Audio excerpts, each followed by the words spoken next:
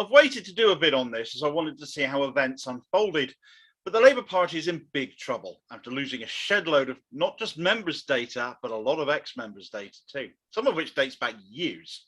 People are now considering their legal positions, sending in subject access requests or SARs to find out what information the party is keeping on them. Labour itself has stated the leak is the result of a third party being hacked, but have resolutely refused to name the third party, not even letting the National Executive Committee know about any of this until it became public knowledge. Now the David Evans diktat has started to be rolled out as he demands members not to discuss it. Unfortunately for you, Dave, your demands mean nothing to the many ex-members or affiliates affected, so we'll give you the collective finger and very much discuss this. On the 29th of October, a cyber incident at a third-party company that held Labour Party confidential data occurred, rendering that data inaccessible. A so-called ransomware attack whereby, as the name suggests, in return for a ransom, the hackers will restore access to the data. And several days later, on the 3rd of November, emails were sent out to those affected, letting them know. What a lovely birthday present for me that was. The email was broken up into various sections. What happened, as I just outlined, who they've contacted, and a lot of platitudes, frankly. The section labelled what information was involved doesn't actually tell you, just whose information it was, that provided by members past and present, affiliates and registered supporters. For example, I got the email twice, once at the email address used when I was still a member, and again at the email I used as a member of Unite, an affiliated union. Another section is supposed to tell us what the party is doing, which apparently amounts to taking this very seriously. All in all, it's very cagey, uninformative email sent to a lot of people telling us something has happened, our private data is involved, asking us to keep the contents of this private and confidential, despite them having sent it to an estimated 40,000 people, whilst keeping the identity of the third party they outsourced our data to completely confidential as well. According to Evans, we're not to discuss the matter, not debated on social media, and offensively referred to us as colleagues. Yes, offensively. Colleagues, you're as much a colleague of mine as the Sultan of frigging Brunei. You're an employee of the party, Dave, and it looks like you bungled.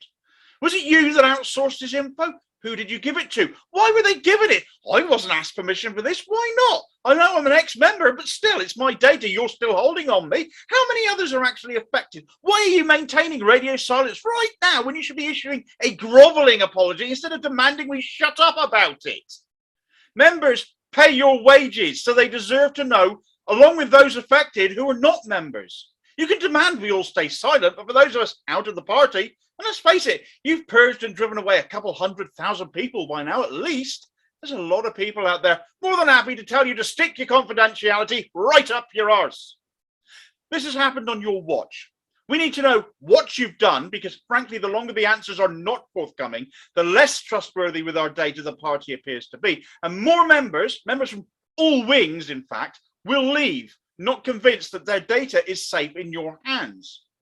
A clear display of how much those affected think of David Evans's demands for silence on the matter. This, of course, has been debated on social media for days. The identity of the third party being so much a topic of conversation that Evans's old company, old in inverted commas, since his wife now runs it, the campaign company, felt it had to issue a statement making clear it was not the company responsible. The fact so many people did think it was them shows how much trust they have in Evans to not effectively award himself such contracts. A non-innovator was another suspected company who also issued a statement refuting that. Now, the fact is, we do not know who Labour has given our data to, and they won't tell us. It's damnable arrogance, and it needs following up. As if it's not bad enough, they've kept all of this from us and continue to keep the details quiet. They even kept details of this hack from Labour's NEC. Now, you might not give much of a toss if the National Executive Committee of the Labour Party were told or not, but data breaches like this under GDPR legislation have led to some truly exorbitant fines in the past. Research by my good friend Steve Walker at Squawk Boxes revealed the party could face a fine of up to £17.5 million, or 4% of its turnover, whichever is greater, which, given the purges and withdrawal of funding by various trade unions, plus the fact it was reported several months ago that the party could already be on the verge of bankruptcy, the former is almost certainly the larger and more likely amount, and quite possibly enough to render Labour utterly insolvent should it be imposed. This matters to our elected representatives on the NEC because they then become liable for any debts the party cannot pay.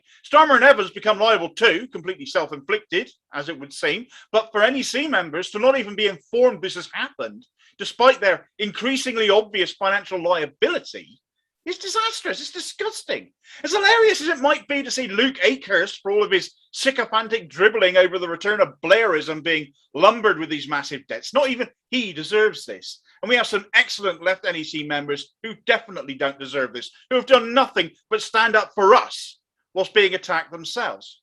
This is the party's highest governing body. If Starmer and Evans think they can get away with keeping stuff like this from them, what hope is there for the rest of us? And what chance would we have of demanding they go over this when they show such arrogance and disdain, it seems, for pretty much everyone around them?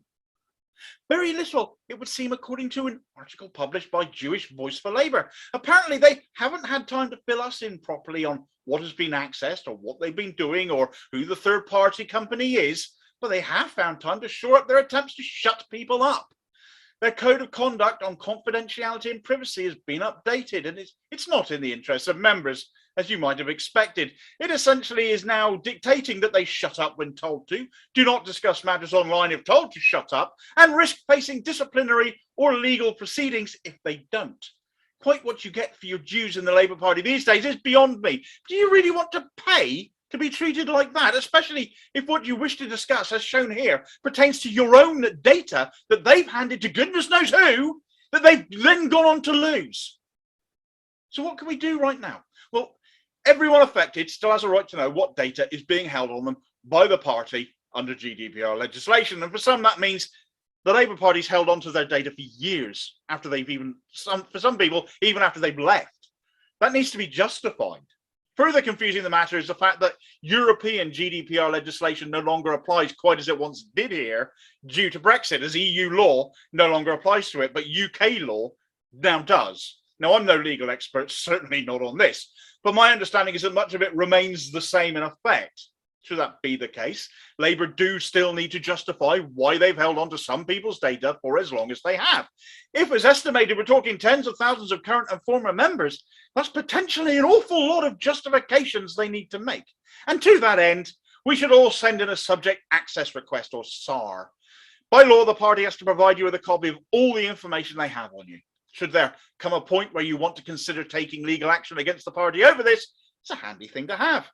I would encourage people to just watch and wait to see how this continues to unfold before jumping to that conclusion and ignore the no win, no fee posts going around on social media already.